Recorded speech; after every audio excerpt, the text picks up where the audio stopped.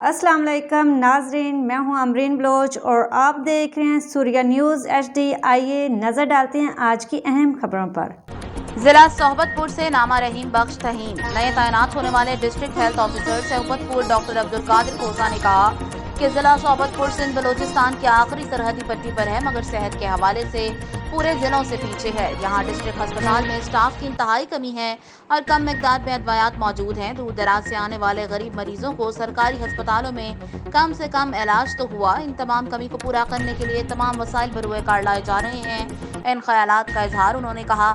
ضلع صحبت پور کے مختلف ہسپتالوں میں ڈاکٹروں اور عملے کو ڈیوٹیوں کا پابند کر کے غریب مریضوں کا علاج اور معالجہ کرنے کی ہدایات جاری کر دی گئی ہیں۔